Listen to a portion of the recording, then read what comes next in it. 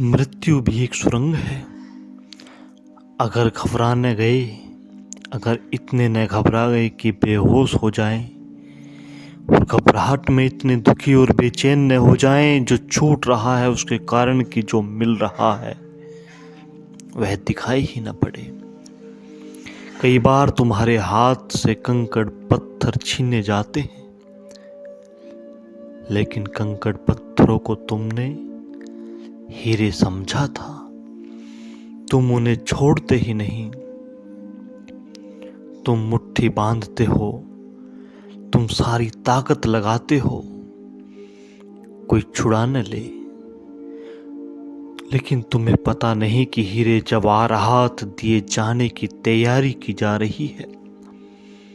तुम्हें पता हो भी कैसे सकता है, तो तुम इतना उपद्रव मचा सकते हो कंकड़ पत्थर छोड़ने में कि तुम बेहोश हो जाओ। तुम इतने दुखी हो सकते हो कि चैतन्य खो दो, फिर हीरे जवाहरात पड़े रह जाएंगे। तुम्हारी इस पीड़ा में पड़े रहोगे कि तुम जीवन का सब सार छीन लिया गया।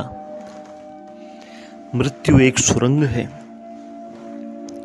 जो घबरा गया, जो डर गया, जिसने जोर से पकड़ा, वह आगे खुलने वाले आकाश को न देख पाएगा। जो न डरा, जो न घबराया, बल्कि जो उत्सुक रहा, जो बड़ी गहन जिज्ञासा से प्रतीक्षा किया, और जिसने जाना कि यह सुरंग है, पार हो जाएगी। और जिसे मैंने अब तक जीवन कहा था, वह एक सुरंग का जीवन था। सकीन था, बहुत गला घोटा जा रहा था, उसमें कुछ मिल नहीं रहा था। उसे जैसे ही खुले आकाश के दर्शन होंगे, उसके अहोभाव की कोई सीमा नहीं। उस क्षण पता चलेगा कि जिसे जीवन कहा वह मृत्यु थी, जिसे प्रकाश कहा वह अंधकार था, और जिसे अमृत कहा वह जहर था। पर तुलना अभी तो नहीं पैदा हो सकती। अगर मोटे मोटे अर्थ में कहा जाए तो दो तरह की मृत्युएं हैं। ऐसे तो प्रत्येक व्यक्ति की मृत्यु बड़ी निजी और व्यक्तिगत होती है। जैसे तुम्हारे हस्ताक्षर अलग हैं, ऐसे तुम्हारी मौत अलग है। जैसे तुम्हारे अंगूठे का चिन्ह अलग है, ऐसे तुम्हारी मौत अलग है। तुम्हारा जीवन तो एक है, लेकिन मौत अलग अलग। तुम्हारे भीतर छिपा विराट तो एक है, लेकिन तुम्हारी क्षुद्रताएं अलग अलग। तुम्हारे भीतर का आकाश तो एक है, लेकिन तुम्हारे आंगनों की दीवार अलग अलग, अलग अलग ढंग की है। फिर भी मोटे अर्थों में दो विभाजन हो सकते हैं, और वे दो विभाजन कीमती हैं। एक तो जो जागे हुए व्यक्ति की मृत्यु है। जागा हुआ यानी वह जिसने मरने के पहले मृत्यु को स्वीकार कर लिया, जो मरने के पहले मर गया। और दूसरी मृत्यु सोए हुए व्यक्ति की मृत्यु है, और तुम्हारे ऊपर निर्भर है कि तुम कैसे मरोगे, क्योंकि तुम जैसे जियोगे वैसे ही तुम मरोगे। मृत्यु तुम्हारे पूरे जीवन का सार, निचोड़, निष्कर्ष होगी, निष्पत्ति होगी। अगर तुम गलत जिए, तुम गलत मरोगे। अगर तुम सम्यक जिए, तुम सम्यक मरोगे। अगर तुम छोड़ते हुए जिए, तो मृत्यु के पहले तुमने वह सब छोड़ ही दिया होगा जो किनारा तुमसे छीने जाने वाला है। तुम खुद ही छोड़कर नाव में बैठ गए। तुम तैयार ही थे कि कब पल खुल जाए, कब इशारा मिले और नाव यात्रा पर निकल जाए। त्याग का इतना ही अर्थ है। अगर त्याग का अर्थ घर छोड़कर भाग जाना नहीं, न दुकान छोड़कर भाग जाना। त्याग का अर्थ इतना ही है कि तुम जहां भी हो, जिस स्थिति में भी हो, उससे इतने ग्रसित मत हो जाना कि जब वह छीनी जाए तो तुम पीड़ा से भर जाओ। बस छोड़कर भागने की कोई जरूरत नहीं है। छोड़े हुए होने का भाव पर्याप्त है। तुम कैसे, कहाँ जी रहे हो, यह सवाल नहीं है। तुम्हारे भीतर की दृष्टि क्या है? अगर तुम यह जान कर जी रहे हो कि यह सब छिन जाएगा और इस छिनने से तुम्हें कोई पीड़ा होने की संभावना नहीं, तो तुम जहां भी जी रहे हो तुम सन्यासी हो। अगर तुम जंगल भाग गए और एक लंगोटी रख ली पास और एक झोपड़ी बना ली और तुम्हें डर लगता है कि अगर यह छिनेगी तो मैं छोड़ न पाऊंगा, जब मौत आकर लंगोटी मांगेगी तो मेरे हाथ सरलता से खुलेंगे नहीं, तो तुम वहां भी संसारी हो। संसार और संन्यास दृष्टिकोण है, तुम्हारे भीतर की बड़ी आत्यांतिक भाव दशाएं हैं। जो व्यक्ति सन्यासी की तरह जिया, उसकी मृत्यु महाजीवन का द्वार बन जाया करती है।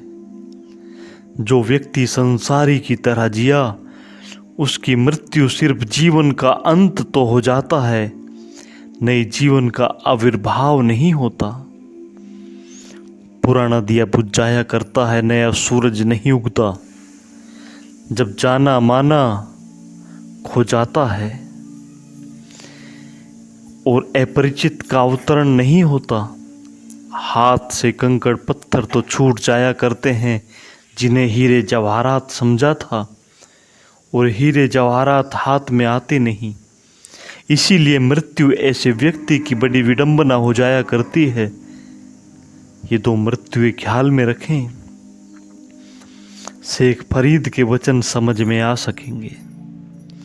विरह ज्वर से मेरा अंग अंग जला जा रहा है, विरह ज्वर से मेरा अंग अंग जल रहा है, और मैं अपने हाथों को मरोड़ती हूँ। प्रीतम से मिलने की लालसा ने मुझे बावली बना दिया है। इसके पहले फरीद ने कहा कि एक ऐसी घड़ी आती है जब आशिक मासूक हो जाता है। एक ऐसी घड़ी आती है प्रेम के ज्वार की, जबकि प्रेमी प्रेयसी हो जाता है। अब ये सारे वचन फरीद प्रेयसी की भांति कह रहा है। अब परमात्मा प्रीतम है, फरीद प्रेयसी है। परमात्मा पुरुष है, फरीद स्त्री है। ये उस घड़ी के बाद के वचन हैं, ख्याल रखना, अन्यथा तुम्हें हैरानी होगी कि फरीद अचानक स्त्री के ढंग में क्यों बोलने लगा। मैंने तुम्हें कहा कि जब तुम परमात्मा के प्रेम में शुरू में उतरते हो, तब तुम्हारा प्रेम भी आक्रामक होता है। तुम इस तरह हो जाते हो जैसे परमात्मा पर कोई आक्रमण बोल दिया हो, कोई धावा बोल दिया हो। तुम्हारी प्रार्थना भी आक्रामक होती है, तुम्हारी पूजा भी आक्रामक होती है, यह स्वाभाविक है।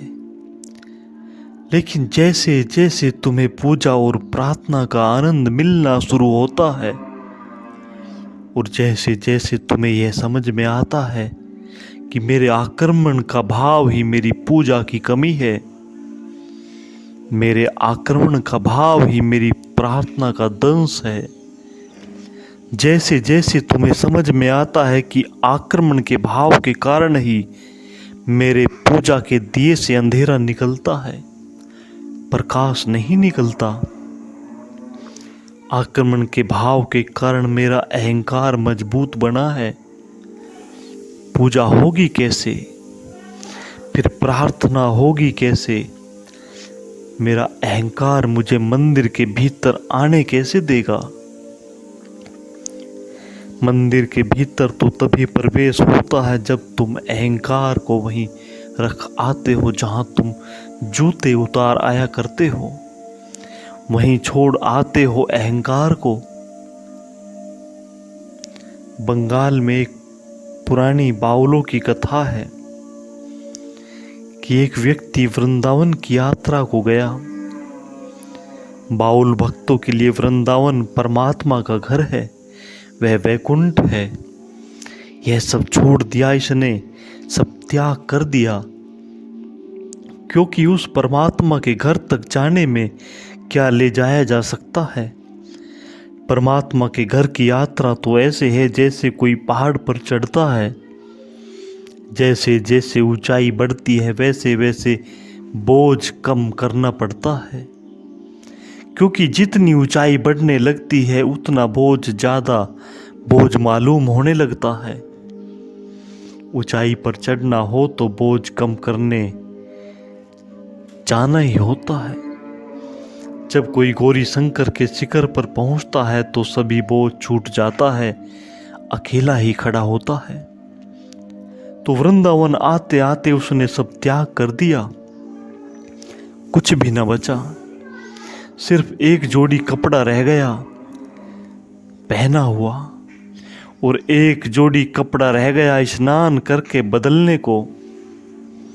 वह भी इसलिए बचा लिया कि वृंदावन के मंदिर में बिना स्नान किए कैसे प्रवेश हो सकेगा। तो एक छोटी सी पोटली जिसमें एक जोड़ी कपड़ा, बस यही कुल सामान रह गया, वह भी स्नान की दृष्टि से बचाया गया।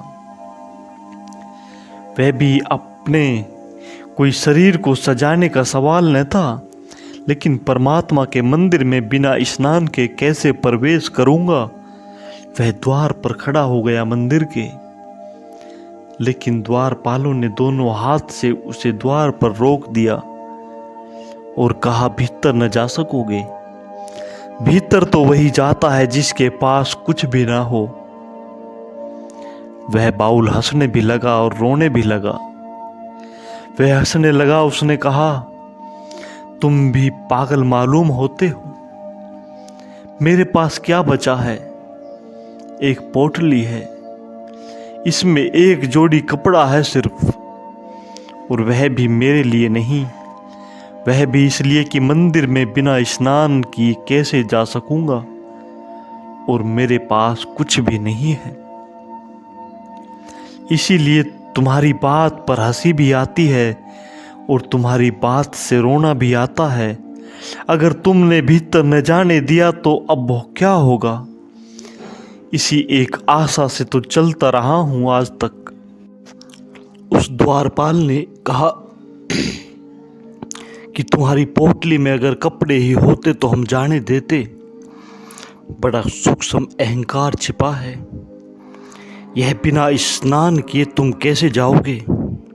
यह भी परमात्मा का सवाल नहीं है, परमात्मा तो तुम्हें बिना स्नान किए भी स्वीकार कर लेगा। उसके लिए तो तुम स्वतः ही स्नान हो, स्नान किए ही हो, उसके लिए कुछ अपवित्र कभी हुआ ही नहीं। लेकिन तुम बिना स्नान किए कैसे जाओगे। तुम और बिना स्नान किए जाओगे नहीं, यह तुम्हारे अहंकार को बात नहीं जचती। पोटली में कपड़े ही होते तो चले जाने देते, पोटली में भारी अहंकार तुम लिए हो, इसे छोड़ाओ। मंदिर के द्वार तब तक नहीं खुल सकते जब तक तुम अपने को बाहर नहीं छोड़ आए हो। अगर स्नान का भाव तक अहंकार हो सकता है तो तुम्हारी पूजा, तुम्हारी प्रार्थना, तुम्हारी अर्चना, तुम्हारी गीता, तुम्हारी कुरान, तुम्हारी बाइबल, इन्हें तुम्हें कुछ नहीं लेना। तुम्हारा पूजा अर्चना के तुम्हारे ढंग, तुम्हारी विद्या शैलियां, ये भी नहीं। तुम्हारा भगवान, किसी का कृष्ण भगवान है, किसी का महावीर, किसी का बुद्ध। जो बुद्ध को भगवान मानता है कृष्ण के सामने सिर नहीं झुकाता। अपने अपने भगवान के सामने लोग सिर झुकाते हैं, ऐसा हर किसी ऐसे गैर नत्थु खैर के भगवान के सामने सिर झुका देंगे। सभी को अपने अपने भगवान में ही रुचि है, अपने भगवान में ही उन्हें शक्ति दिखती है। ये उनका अहंकार ही तो है। भगवान क्या कभी अपना या दूसरे का होता है? नहीं, यह हमारी सोच पर निर्भर करता है कि हमारा अहंकार किस लेवल पर है। आगे भी ऐसी प्रेम भाव, अहंकार और ज्ञान भरी चर्चा जारी रखेंगे। सुनने के लिए बहुत बहुत धन्यवाद।